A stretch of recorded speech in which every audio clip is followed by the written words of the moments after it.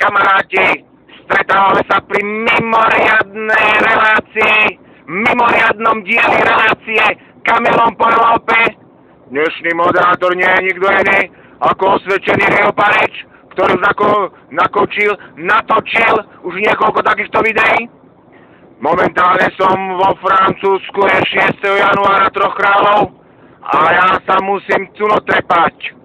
Som na diaľnici A36 na trase Mulhouse, Belfort, Montpellier a Besançon. A prečo nahrávam túto mimoriadnu časť? Nuž, mám kamarátov, ktorí zbierajú euromince. A za chvíľočku sa objavím pri jednej z mýtnic a tam vám chcem ukázať, ako slovenský chlapec zo Slovenska, teraz kaďal ako zo Slovenska, keďže som slovenský chlapec, oklame francúzsky mýtny systém. Za chvíľočku, hneď ako budeme pred mýtnicou, naštartujem tento telefón a ukážem vám, ako sa to všetko robí, až by ste sa tu náhodou niekedy objavili. Takže som už tesne pred mýtnicou, akurát tabulka s informáciou, koľko budem platiť, 9 eur. Máme na to, takže hneď o chvíľočku sme tu. Po francúzsky mýtnica je peáž, alebo vlastne platidlo peáž. Musíme si teraz vybrať tú správnu bránu, do ktorej sa vopcháme. Teraz ma to bude trošku takto drncať, lebo sú tu spomalovacie pruhy. Teraz by som si mal vybrať tú správnu bránu. Pripravil som si už dopredu mince.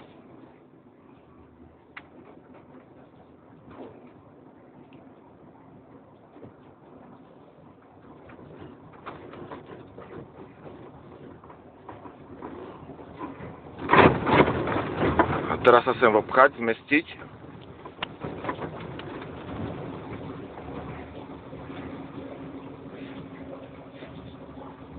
Tak.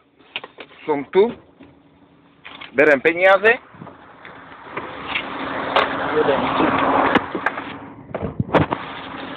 platím 6,40, čo som s tým nerátal, takže 2, 4, 6, ešte by som nám mal hodiť 40 centov, ale ja tam teraz zjebnem 20 eur, sledujte. 20 eur. A teraz mu to vydá do tých 20 do 40 centov. Kúkajte. Ja. Skoro nasadať, zobrať blok.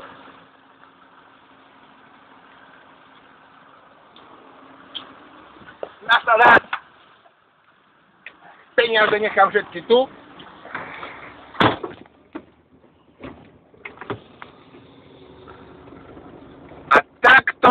Odrbáva francúzsky mýtny systém, lebo z týchto všetkých mincí, ktoré som teraz vyfasoval, si vyberiem také, ktoré kamaráti zberatelia nemajú. O chvíľočku z ďalšej mýtnice sa hneď a zaraz ozvem a potom si aj pozrieme, že či sme nejakú vzácnu mincu dostali.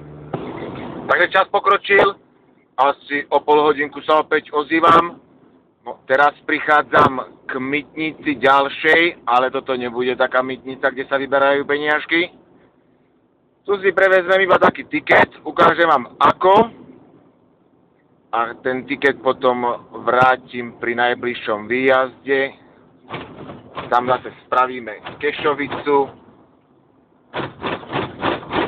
A nakoniec spravíme sumár zo zarobených alebo získaných peniažkov.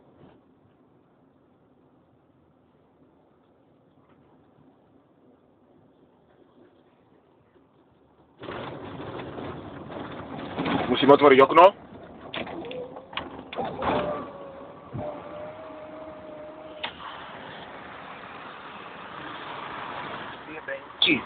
Dobre. Krista. idem.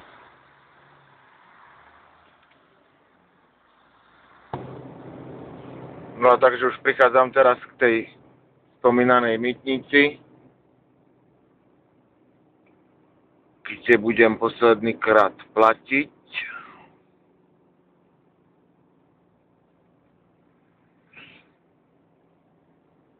Pripravil som si slovenské a nemecké eurá.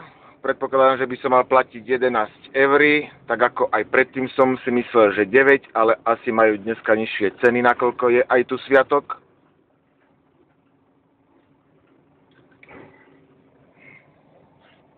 Dobre.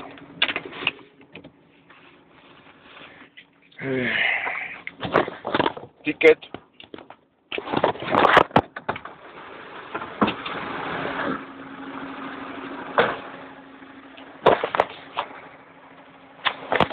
Koľko?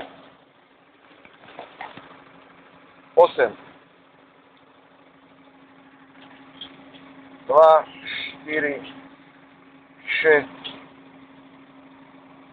7, 20 a naspäť 19.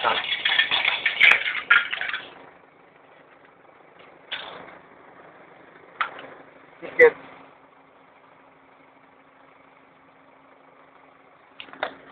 A nasledám.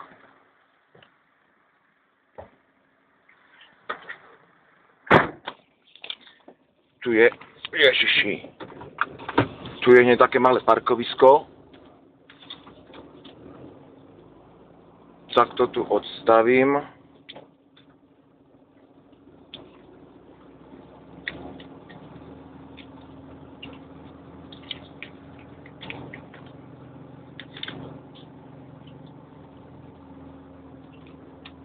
Skúsime kúknuť. Skúsime pozrieť tie mince. A tento čo?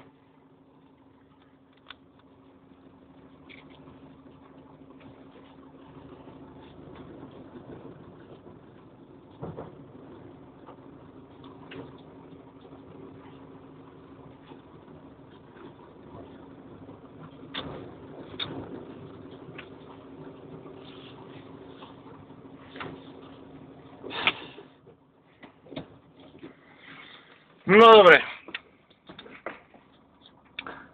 Belgický, nemecký, slovenský to je nič, belgický, holandský, toto je 50, centovka írsky.